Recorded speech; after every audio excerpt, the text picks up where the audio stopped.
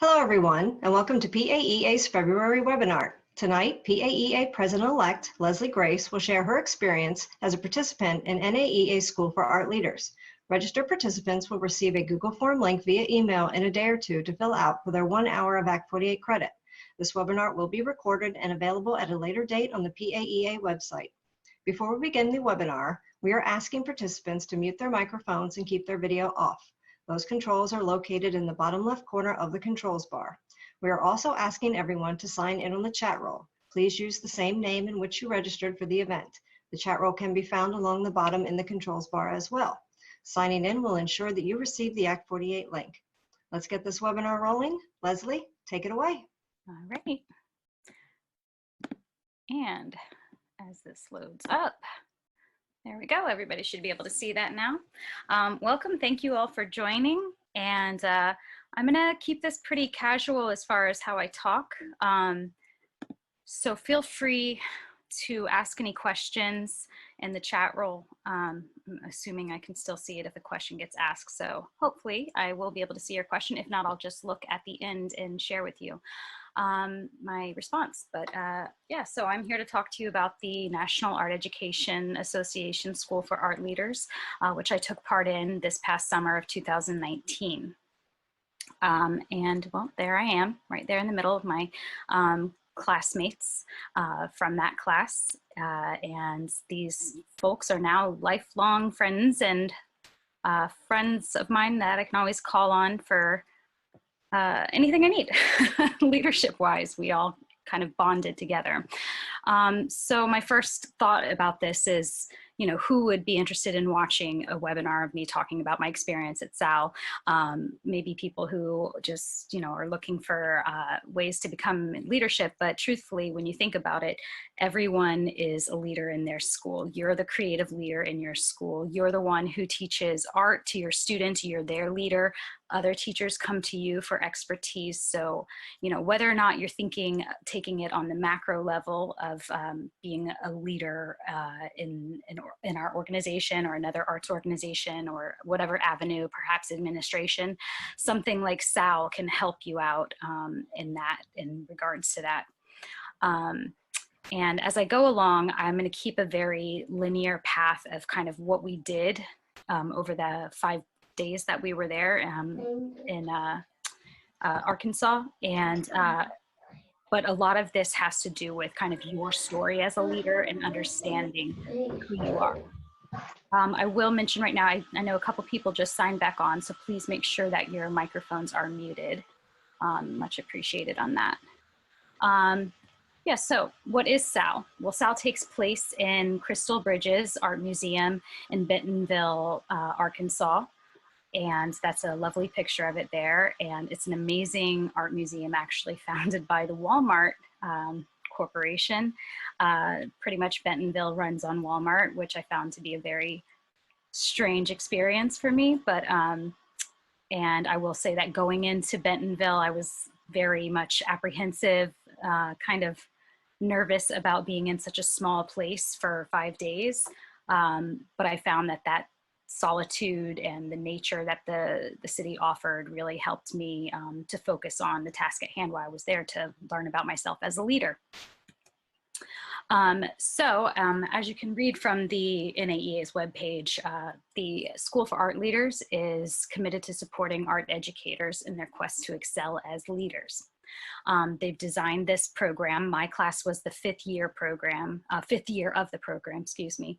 And it's all held, all the classes and our get-togethers, our day-long sessions are held at Crystal Bridges. So we get to know the museum really well and just get to be in a really cool setting while we share together. It starts off, once you're accepted, they send you a few books to start reading. You don't have to read the whole things, but they give you kind of a few assignments, some pre-work activity to read a couple of chapters, do some reflections, and to fill out something called a DISC assessment, which I'll talk about later. But this all began because of Enid Zimmerman and Robert Sable's research that they were doing about developing leaders in art education.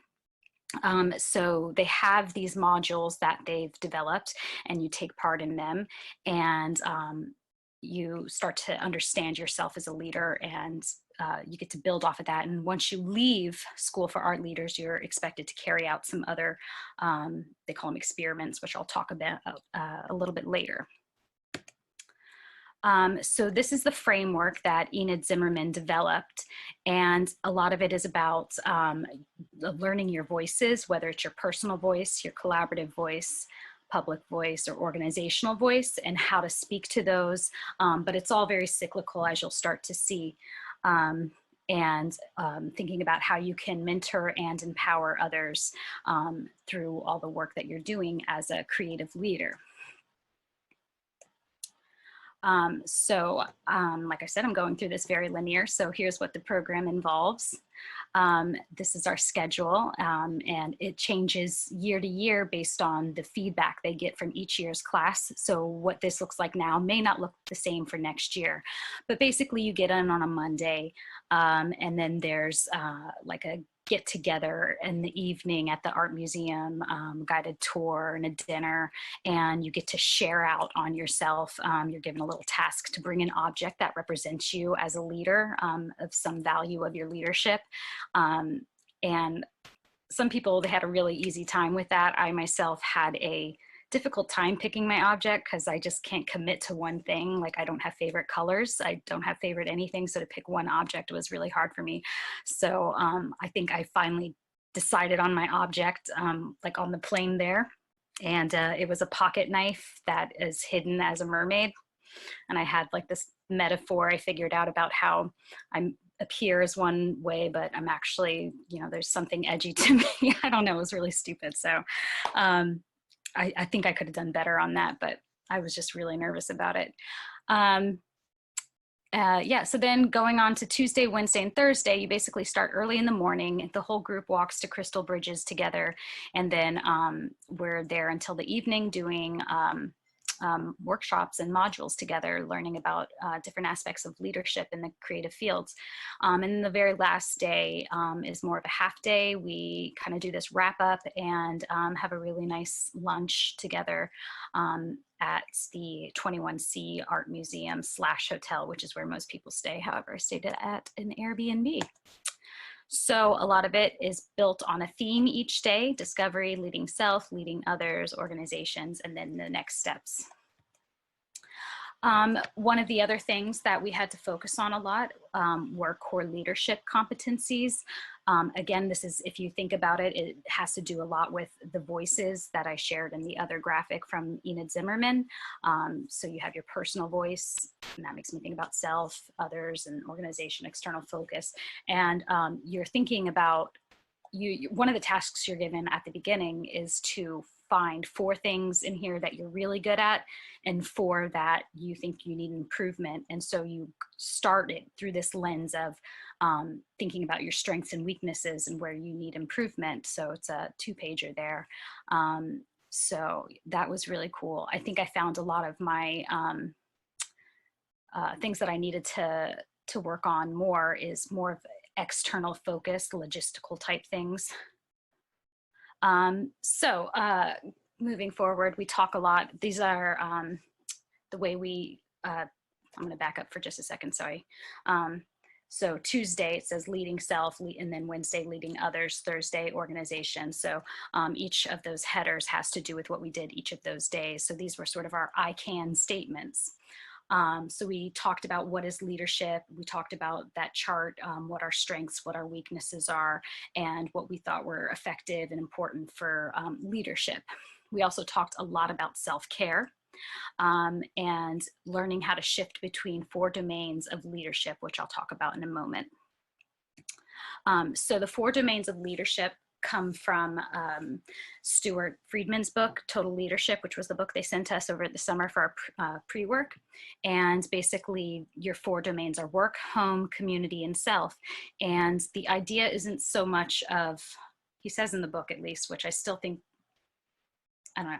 He says it's not so much about balancing it all, but finding a way that they all fit together.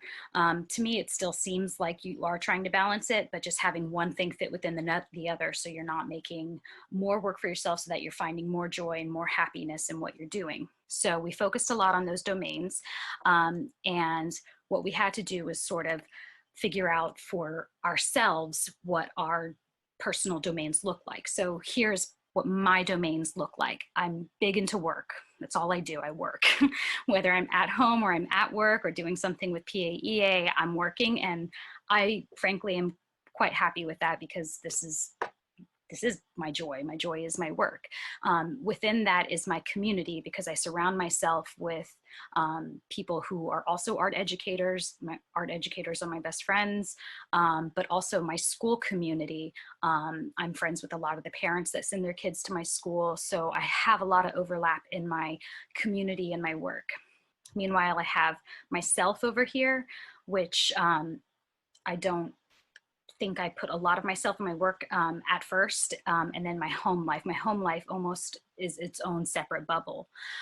So they're not all targeted together like this image here. So I was trying to think while I was there, how can I make my bubbles align, my circles fit together like a nice little target? So after a lot of the work that I've been doing personally and through Sal, my bubbles are starting to come together a little bit more, and I'm trying to find that way that it all fits together like a nice little targeted puzzle piece. Then on Wednesday, we talked about leading self. So this is when we used something called the DISC profile, and it helps you to think about who you are as a leader. So learning how to manage my leadership strengths and where I needed improvement and how I could be more flexible. And then we also talked about emotional IQ and how you react in your leadership style to different situations, and how you can kind of prevent yourself from those like amygdala hijacks where your emotions start to take over, and you're not thinking about the broader picture as a leader. So we did a lot about that. And so the DISC profile is something I think a lot of businesses use the DISC profile, but it's all about understanding your leadership. So you take this quiz before you go there, this online quiz type thing. And I know that sounds corny, like a Facebook quiz or something, but it's used a lot just to figure out kind of your response and your kind of role in leadership. And it doesn't mean that one is better than the other. So a lot of people tend to think that, oh, D, a dominant person is definitely a leader, but there's absolutely different kinds of leaders. And it's not like you're just a C. There's a different range, and you could fit close to the D, but still be a C. And the further you are in the middle, the more likely you are to have a lot of those leadership styles influencing you. So I got to understand through this quiz, through this DISC profile, what my style was. And I am a C. I was one of 3 people that were a C. And I don't know if this has any bearing on anything, but the other 2 folks in the group who were a C were 2 males. And I think in total there were 3 or 4 males in the group. I can't recall off the top of my head now. But the C stands for like conscientiousness. And I'm going to talk a little bit more about like what my profile as a C looks like, because I think it nailed me to a T. So with my C profile, I have an emphasis on working conscientiously, which I absolutely believe. And I always want quality and accuracy in what I do. I'm kind of the person who thinks if you can't do it right, don't do it at all. Much to my detriment sometimes. But I'm motivated by gaining knowledge and showing my expertise when I can, producing quality work, prioritizing and ensuring accuracy, maintaining stability and challenging assumptions. I'm careful, cautious, 2 of those C words that go with my C profile, systematic, which I learned was a huge thing for me. I love developing systems, I love organization, diplomatic, accurate, and tactful. Maybe not so accurate and tactful at times, but I try. may be limited by being overcritical, over-analyzing, and isolating myself. That's so true. I isolate myself all the time. Myself, I just said that like I'm plural, myself all the time. And I definitely fear criticism and being wrong, but I never let that stop me. So I think that that's also quite accurate. The goals of a person with a C personality, objective processes, making sure that everything that I do is not something that is biased to me. Correctness, stability, and reliability. I pride myself on being a reliable person. I'm responsive to emails. I try to be there for people when they need me to. Gaining knowledge and expertise, personal growth. Both of those, I am a constant lifelong learner. That's part of why I've and run the Philadelphia Art Teacher Alliance, because I'm always looking for more opportunities to learn. Another reason that I got so involved in PAEA for that very same reason. So while a lot of these are kind of like no duh to me, it was, I guess, affirming to read that and understand that that's who I am, and to then take that and learn, how do I work with others who are a D profile or S or an I, and that's what the DISC profile does. You get this lovely, huge packet of information that tells you just that, how to work with those folks and how things might trigger you and what motivates you in that profile. So ways a C person has to expend more energy is to let go of and delegate tasks. It's very hard for me to let go of something that I'm proud of doing. And I do get nervous that someone else, if they start to do something that I've started, they might mess it up. And that's something I'm definitely working on letting go of. Compromising for the good of the team, joining in social events and celebrations. I can be quite socially awkward, and I'm not good at small talk. So that one I was like, oh my God, it's like they're reading my life. And then making quick decisions. I'm not sure I ultimately agree with that last one, because I think sometimes I'd rather make a quicker decision and just get something started and rolling and then fix it later if I realize that it maybe wasn't the right decision. So not everything's 100%. And then something for people to think about when they're like talking to me is when communicating with someone like me, minimize pep talk, emotional language, be patient, persistent, and diplomatic. So all these things, learning about myself as a C personality, were really helpful in the work that we did going forward and after our time together at SAL, and is definitely something that I'm going to always think about, because even if I don't know the leadership style, like their profile, I can still assume and think, okay, this person is kind of fitting the traits of a D personality, a D profile. How should I respond to that? And I can consult my literature and understand that better. So I think that's something I'm going to constantly be learning from. And then we talked about, as a group, how to use that profile, our C's or whatever letter we are, for self-awareness and dealing with our emotional intelligence, excuse me. So we talked about self-awareness, self-regulation, and motivation, and how your empathy and social skills deal with all the relationships that you have, good or bad. For me, that was interesting, just to really think about emotional intelligence as a leader. And that's where the amygdala hijack thing comes in, not letting your emotions take over, which I know I'm a super emotional person. I can also just cry really easy, and I want to make sure that I'm able to look at things more objectively. We did a lot of journaling while we were there. And so a lot of it has to do with kind of your story as an art educator, why you got into art education. So telling your story. But then moving forward, we talked about leading others. So how to challenge others to grow in their roles as leaders, and how to bridge different groups together, and how to share responsibilities and duties, be team-oriented, provide support and guidance to others, and maintain accountability for completing tasks. We talked about creative leadership, through one of our mentors who was there, Nikki, who you'll see all our mentors momentarily. And she talked to us about creative leaders being T-shaped people. And after more research on the internet, I realized this isn't like a brand new idea or anything, but just thinking about it in the lens of being a creative leader. So the T-shaped person has a wide expertise, a wide breadth of knowledge and interests, and then the other side of the T, the vertical part, a deep set of knowledge and many sources of information to pull from.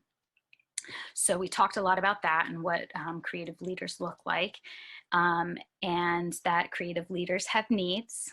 We have time and opportunities to connect at every level. We need time to disconnect, and we need spaces that inspire, which is obviously why we were at Crystal Bridges, because it's a very inspiring place set in a beautiful, almost forested area. You have to walk quite out of the way to get there, and it's just gorgeous. And then thinking as a creative leader on ways of filling the well and drawing on the well. So Nikki is really big into creative journaling and journal note-taking. So this was from a book. I don't think I put the book in here. A lot of her ideas came from the book Sketchbook Handbook, I believe. I know somebody presented on another webinar, and maybe Jill can recall. I want to say it was Ben Hoffman, maybe, but maybe if Jill remembers, she can put that in the chat box. But anyway, we talked a lot about creative journaling and how that can help you kind of figure out your ideas and put visual thinking to the thoughts that you're having, which obviously I'm better at. I'm not always the best speaker because I have to write down my ideas and think. And with this, I didn't want to write anything scripted because I felt like I'd just be reading too much. So I wanted to keep it real loose. But anyway, so these little diagrams were just ways to get you thinking and how your visual journaling could look like while you're at Sal taking notes, and then being able to utilize this in other spaces. Talking again about leading others, we learned about the ladder of inference and how you start from your bottom pool of information, and it's a way that you can utilize this tool and thinking about your actions, how you can respond to someone, a way of slowing yourself down so you're not letting your emotional IQ kind of take over. You're thinking of things through observation, through interpreting, then you're checking your assumptions, gathering conclusions, and then you can take action. So it's really a nice tool that we learned about so that we can check our assumptions before we get into maybe a heavy topic with someone. So an example of doing this without giving you too many details is that we had to think about a difficult situation in our professional organization, at work, or even in our home life. And we had to go through these steps to think about that so that we could learn how to utilize this ladder of inference. So that was really cool. And I think I have a lot more work to do in my total understanding of that, because there's only so much you can do in 5 days. And then we were using the DISC profile further to understand how to shift your communication with other people. So this is taken straight from the little printout that we get. So it talks to you about where you are on the chart and how to again, how you can react with others. So this is my little dot right here. So I'm almost in the middle of a C. Some people were closer to the edge and closer to other styles. So it was just helpful to learn about how my leadership style works with other people. Okay, so back to the storytelling. We had to sort of start off with our storytelling part by writing our own little story, like a 3-minute thing about why art education. And it didn't have to be like, why did I go into art education? But it had to be something, something surrounding that. A lot of it having to do with how your story influences who you are as a leader, and that you can't leave your personal life and what's happened to you in your life behind when you're a leader, because that affects you and it affects the choices that you make. So we heard we heard from our mentors who shared their stories. I'm sorry, I keep like clicking the touchpad on my screen. And the first was Bob Sable, who was a very amazing guy, and my little sketch of him has socks because he always wore or still does wear really funny socks. And he talked to us as if he was talking to, he used to teach elementary, so he sat down and pretended like he was reading a book, and it was a really cool way for him to tell his story. So he took that directive very literally and just talked about how his journey into leadership took place, like chapter 1 to chapter 2 to chapter 3. So that was really fun to learn about and hear from him. And again, like, he is an amazing person in the art education world, and he will always be there for us to lean on if we need anybody to help guide us in our leadership. Then we heard from Elizabeth Gooman, who is actually from Pennsylvania, and she was on the flight with me there. So that was really fun to talk to her a little bit more outside of it. And she's actually nothing to do with art education. She's just more of a, she works with a company that deals with working with other companies and organizations to help develop leadership and kind of bridge those gaps with people. So she talked about, you know, what is leadership? She was sort of the big voice on what that can look like. And she gave us the task of thinking about who were inspirational people in our journey to leadership. So I kind of jotted down in my little sketchbooks some people who really meant a lot to me, and focused on one, Lynn Horshak. If I'm sure many of y'all know who Lynn is, who really inspired me in my journey of leadership. And then another PA person, our own Wanda Knight, talked about social justice. She was new as a mentor this year to Sal, and I just felt very lucky to be there with her. I think she's an amazing person. And she talked about transformation, obviously using the butterfly as a metaphor, and talked about how, you know, one can transform into something else, and how leadership is also a transformation of yourself. So yeah, Wanda. And then this is Nikki, who did a lot on the visual note taking, and talking about filling the well and drawing the well. So that is, that's Nikki. And she's now in PA too. She was, she did work at Crystal Bridges, but the year before, I believe it was, she got a job at the Natural Sciences Academy here in Philly. So now she's here. And that's another great person I have to draw upon if I need any assistance. So yay, Nikki. And then Dennis, who is just got so many leadership roles in NAEA. He talked to us a lot about the ladder of inference. That was his way of sharing his stories, talking about how we can use that to help and unpack our baggage as a leader. Fun little picture of him there. Reminded me of those little drawings you used to do of someone looking over the wall. And then lastly, Enid Zimmerman, who is just an amazing woman, a huge feminist in the art ed world, and talked a lot about how she got into her roles and what she overcame, and how she still works to inspire people and empower others, and just having a knowledge of yourself being important in that.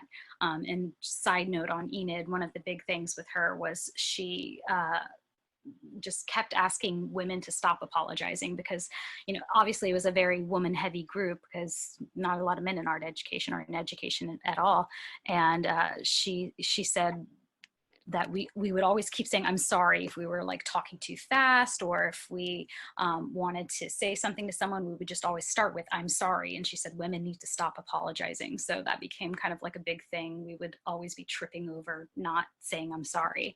But I forgot to mention that the little pictures that you're seeing at the dinner table, one of the things they did at Sal is they, every night we had a choice to go meet up with some of our mentors, Enid, Wanda, Bob, Dennis, to talk about more of the topics that we wanted to hear about. So we got to have a little bit more one-on-one time with them in a smaller group setting. Again, lots of visual verbal journaling, and just wanted to share with you some of my notes, even if they're goofy.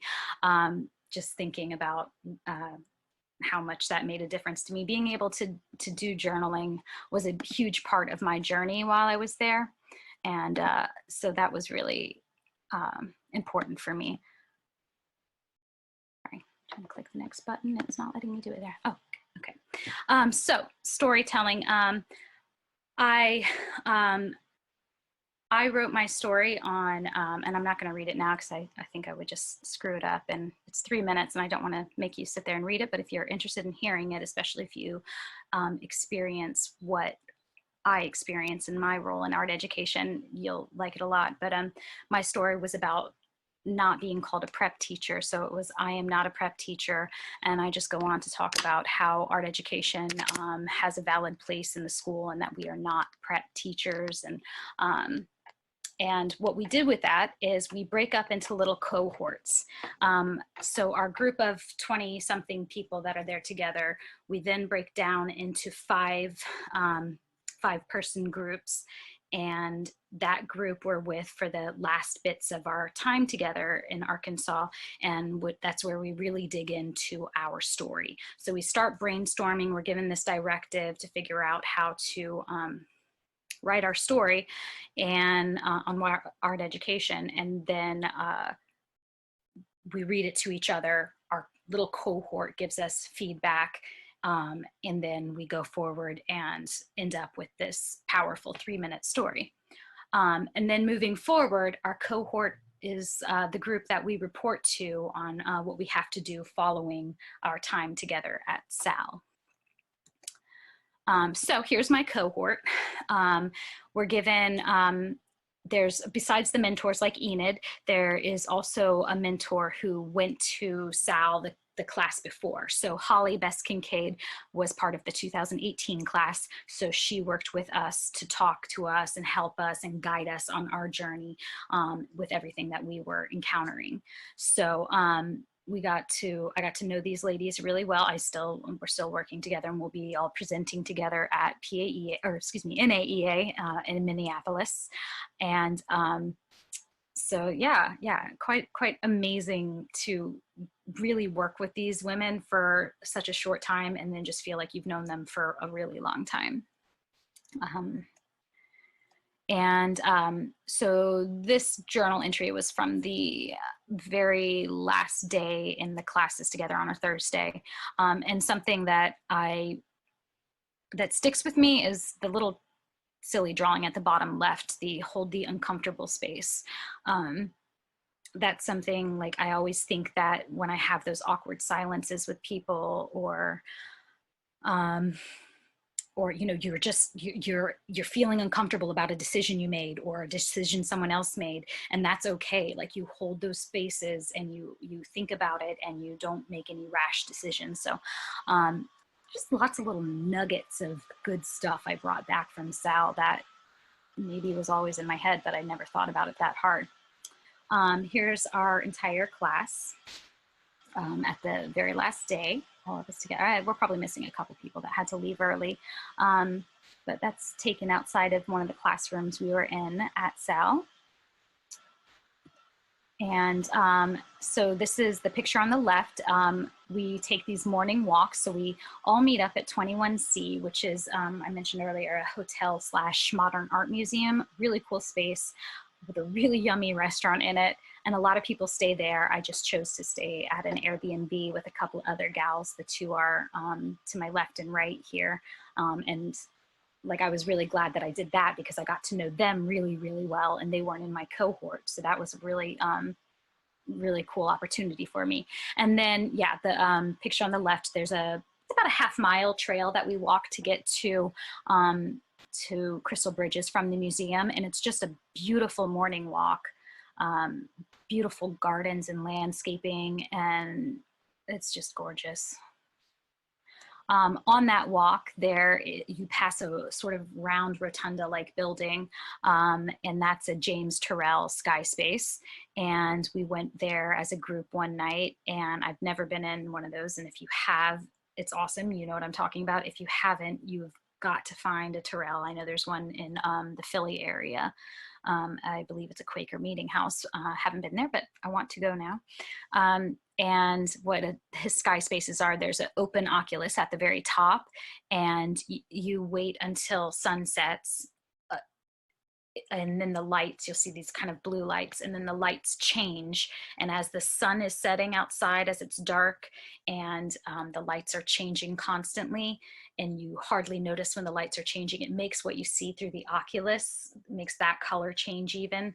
And if you get a plane or a bird to pass over when you're looking at that, that's really awesome. It was just something really cool to do while you were there and with this other group of people. So personally, what I've gained as a SAL student, I've gained a greater sense of confidence that I know I'm going to continue to build on. I think I still stumble a lot, especially when I'm talking. And when I do speeches, I tend to read and I get really nervous. So I'm really working on that confidence still, but I think I've got the path to it and I know my way. You get a network of leaders and friends. I've got more clarity in my work, and I know, it kind of piggybacking, I guess, off the confidence thing, like I know the right kind of questions to ask. I don't feel so insecure in what I have to say. Like I think I used to think that my input wasn't worth anything, and now I feel just stronger about that. And I don't know, it's the confidence. I have a understanding of how to work with others, especially with my leadership style, and I have gained a lot of inspiration, not only in my leadership, but a lot in my self domain. So going back to those 4 domains, I have done a lot more focus on myself, and that's what we're going to get into now. It's talking about what that was. So when you leave, you're tasked with doing some experiments, and it's not like, a science experiment and let me get the beakers out. It's your own personal experiment. You have an idea, something you want to work on, or something maybe that you're about to do anyway, and how can you relate that to what you've learned, or how can you modify it to your leadership journey? So my experiments had to do with my self-domain, and journaling every day was my first experiment. I haven't picked up my sketchbook in I don't know how long, unless I was at a conference and I was using it for taking notes. And, I just kind of let my personal art practice go. And so my first experiment was by the end of 2019-2020 school year, I will have created a 1 to 30 minute visual and or verbal journal entry for every day that passes in order to practice mindfulness through means of drawing, as well as to sharpen my skills as an artist. So my sketchbook went everywhere with me. It went with me to Alaska, and I did do a 1 minute to 30 minute drawing every day. And I've gotten a little sloppy with it, but on days that I miss, I will make up for it the next day by doing an extra long one. But while doing this first experiment, I definitely did one every day and was really religious with it. I even bought a smaller sketchbook to keep in my purse so that I never miss a moment if I need to jam one out and get it done. So it got me back into journaling. And if you went to the art show at PAEA this year, that was at one of the galleries, my journal was there on display, so maybe you got to thumb through it. But yeah, I'm big into journaling again, and it's a passion and I love it.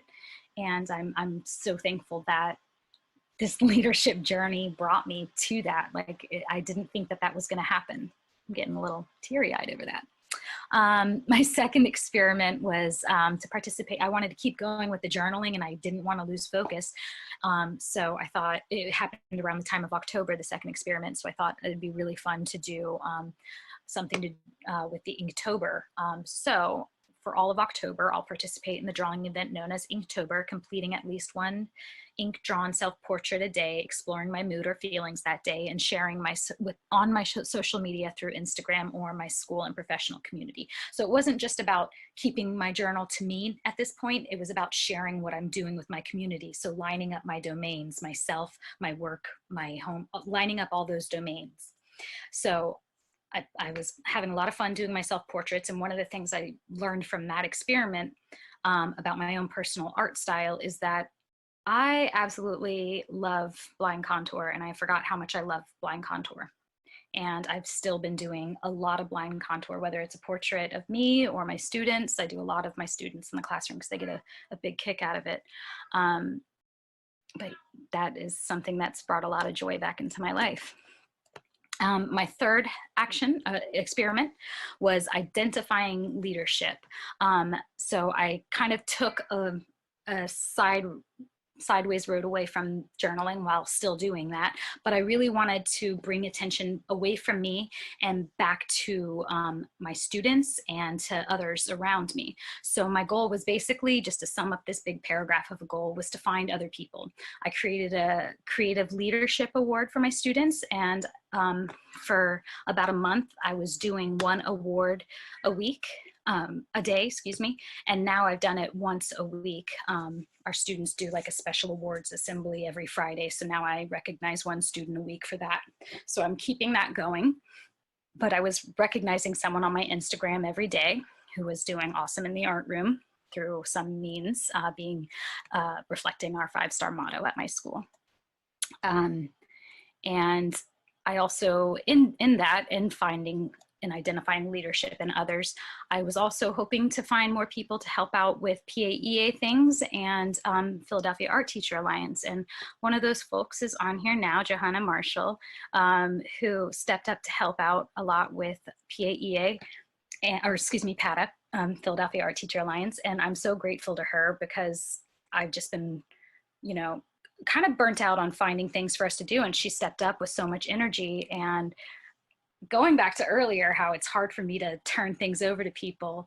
I hope Johanna realizes that I am appreciative of her and her help in doing that. Because it's hard for me to turn over things. But yeah, so finding leadership. And then with PAEA, I helped to get Marie Elchin on board for secretary. I've got my pal Christina running the elementary division. So just trying to find people that I think have that potential to step up into leadership roles, and identifying that and helping them get there. So that's a big part for me, and I want to continue with that journey as well. Then ultimately you have your capstone, which we just submitted, and just do a quick time check, doing good. The capstone is, again, it's still just an experiment, but it's kind of your final one. Either you take one of the ideas from the experiments that you were working on and you make it bigger, or you build upon it, or you have, in my case, I kind of just went a completely different route. So mine was, I started to think more about my school life. And I wanted to build community camaraderie and collaboration through art making with my colleagues at school, because we're having kind of a tough time with morale, and I wanted to give us something to look forward to and to work on together. And a lot of this, this capstone was actually inspired by Jess Noel, who is our acting treasurer right now for PAEA. She did something similar with her faculty, and I took that and built on it and made it so my students were doing it and the faculty's doing it. So everybody in the school is doing this project where we're making a large set of feather wings inspired by Kelsey Montague's What Lifts You campaign.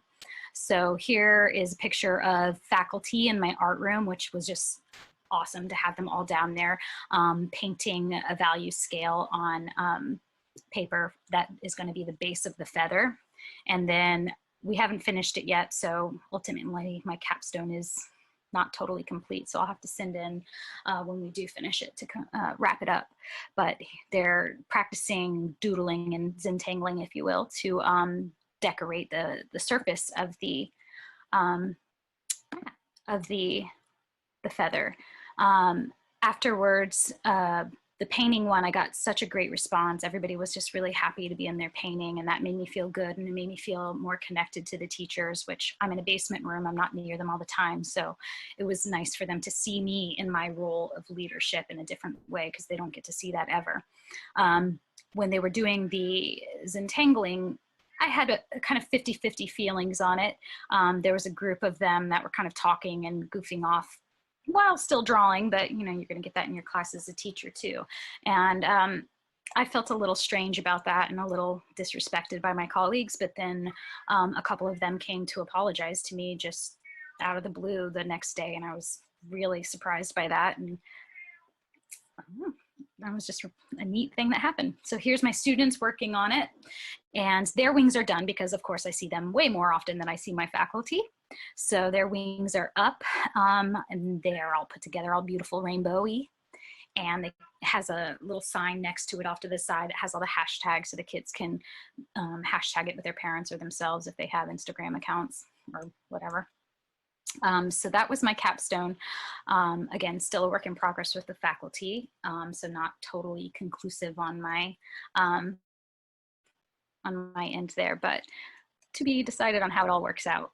Hopefully I'll get more time at faculty meetings. I've kind of been fighting for that too. But that was my experience, and I'll say that I went into it thinking I was going to be learning a lot of stuff about leadership, like how to work with others, trust falls, and how to be a team, things that I guess just my mind conjures up when I think about businesses doing leadership things or leadership training. And really it was a journey about myself and learning who I am and just learning at who I am as a leader. And I found it to be a more introspective thing than I had originally assumed it would be.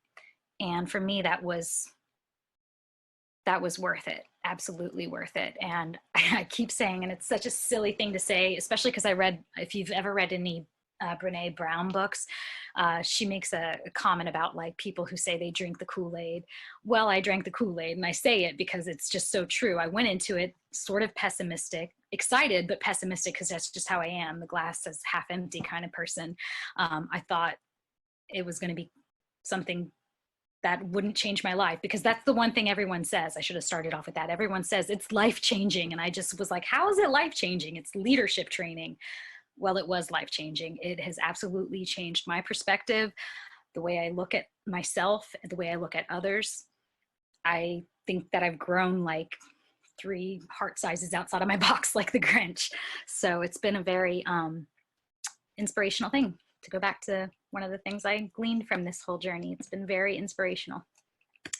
And this is essentially the slide at NAEA. They're going to show a continual slideshow of SAL graduates. So this will be what's on it for me. So if you're there, look for that, and I'll be there. These are a few of, those were my roommates there on the right-hand side, who I've grown quite close to. And then at Teen East this past summer, Val is in the middle. She's from New York, and Tara is from DC. They were also at SAL with me, and I got to know them through other PAEA events. And so it was really great to be there and experience our growth together. And if you are interested in going to SAL, the application closes next Sunday. They are doing it earlier this year. I think it was April or maybe March 31st, I think it was for me last year, but they are starting it earlier this year just so that they can make sure they have enough time for people to make their plans for flights and lodging, because that's some of the feedback they got, that the deadline for the application and when you get your acceptance notice to when you have to book all your stuff is too short a time period. So they moved it up so that you would have better time. It's not that big of a, I mean, it's not that intensive of an application. There's some writing involved and some sort of open-ended question type things, but I don't think it was that hard. You could bang it out in a couple days. So maybe you've already started it and that's why you're here. So if you have any questions for me, now is your time. And I know I kind of zipped through some things. So if you feel you need clarification or maybe me to not talk so much about myself, and speak up in the chat. I have it open. I'm looking at it, so I'm ready to address. And I do see that Jill has posted the link to sign up for SAL on there, so you can easily access that and find all the information. You do need a reference. I recall that from, I think it's your school principal. I think it's your school principal. So you'll just have to make sure to be on them to, I guess if you're not in a school, because anybody can go. We had art education museum folks there, people from private schools. I know like retired professionals have gone. So really anybody in art education, you don't have to be in a leadership role. You can go if you are feeling that this is something maybe you want to pursue. Maybe you're not 100% on it, you know, and I know that a lot of folks also say if you don't make it this year, if your application doesn't get accepted, then try again. And they do also have like waiting lists. One of the ladies in my group wasn't one of the first accepted, but somebody had to drop out, so she got in. So don't lose hope if yours does not get accepted. So I'm gonna stare at this chat box here for a second and see if anybody has any questions for me. Kind of like wore my heart on my sleeve here. Oh, you're welcome, Johanna. I'm so happy to have your help.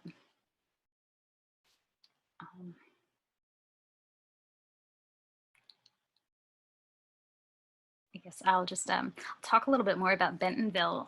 If you are applying and if you're thinking about going, there's a lot of really cute restaurants there. I mentioned in the 21C hotel, there is it's called the Hive, their restaurant.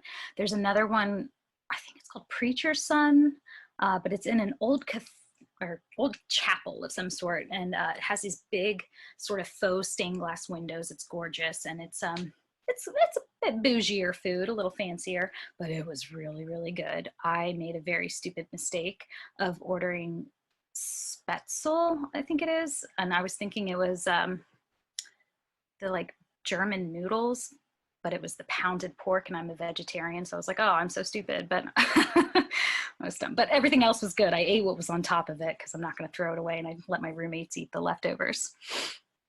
Oh, I have a question. It's really interesting to hear about how you put your training into action back at school. Do you feel it affected how your colleagues see you at work in your role? Great question. I don't think it's really affected how my colleagues see me, except that it's given me more confidence. And I also, when I get negativity coming from their way, it doesn't affect me anymore because I think about my, like, how do I talk to somebody who's not my profile? So I think I'm better able to handle any criticism or comments that I might hear from them, or maybe not from them, but from someone else, you know, as it goes in schools with the gossip. So I don't think half of them even know that I went, even though I posted on Instagram and social media. I even told it to them when they were painting, but a lot of them talked over me. Yeah. Oh, thank you, Jennifer. Yeah, they've like enjoyed that a lot, especially because at our 5-star, which I didn't really get to explain this very much. I said every Friday we have an assembly where the students are recognized as being a 5-star student in their homerooms. And I'm like, I don't have a homeroom, so I don't get to be included in that. But I want to give the kids a reason to, an incentive, if you will, to remember how they're supposed to act in the art room. The 5-star motto, being respectful, responsible, safe, peaceful, and kind, still applies to the art room also. So I wanted to be able to recognize students once a week as well as those homeroom teachers, and that felt like the perfect opportunity. It could absolutely work at the high school level. Yeah, and doing the student shout outs on Instagram. And I'll say too, with my Instagram, when you see students on it, obviously they, the majority of our kids have photo releases. And if they don't, I just do like a back of the head shot. So always be careful about that. Don't think I have to tell a teacher that though. But yeah. Says the gym teacher, music teacher, it said I give award. No, the music teacher is up there running the assembly, but he doesn't do awards. I'm not sure why. I thought maybe once he saw mine, he would. And actually haven't really touched base about the gym teacher, so I should see if he's into that. That would be a good thought if we all came across that as a unified front, everyone doing an award. That would be nice. The only problem, all the teachers aren't in the assembly at the same time. So if I can't be in there, I'll run my award up and ask another teacher to give it away for me. So it could be a bit of a hassle for someone else to figure out. But that would be nice. I have a question for you all, and maybe just give me a Y or an N in the comments for yes or no. Has anybody applied yet, or is anybody applying or thinking about it? Or you could expand more on your comments, I don't know. And can I go in your luggage if you're going, because I want to go back.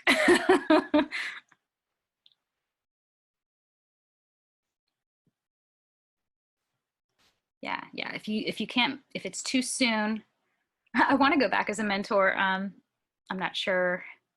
I feel like they've probably already picked folks who they want to go as their mentor. I wasn't like the most vocal person when I was there.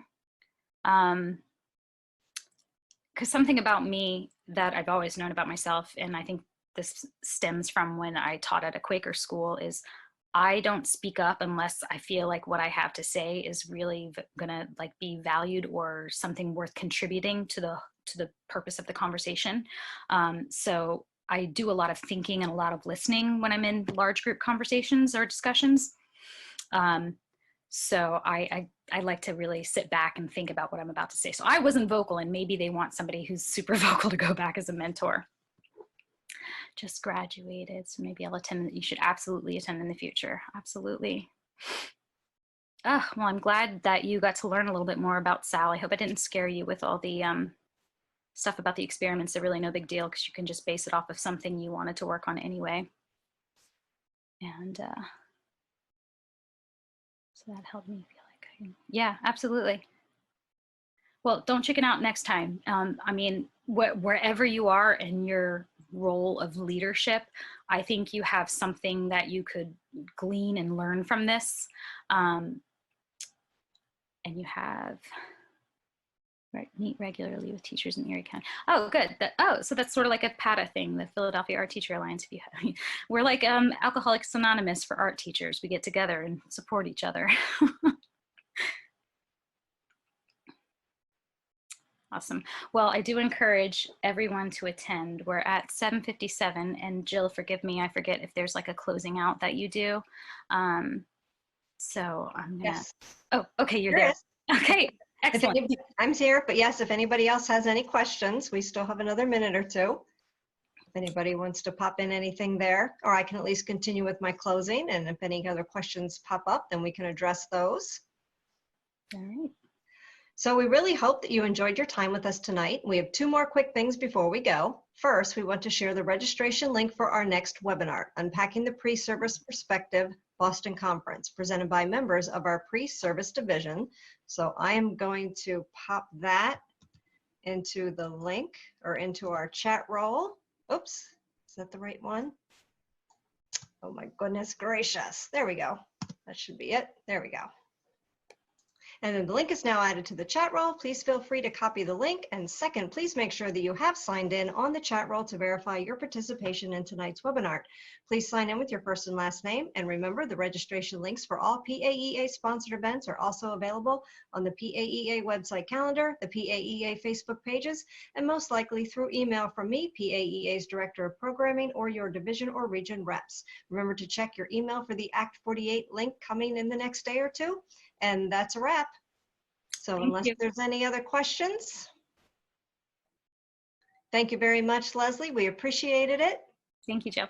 Thank you, everyone, for coming. And have a good night. Good night.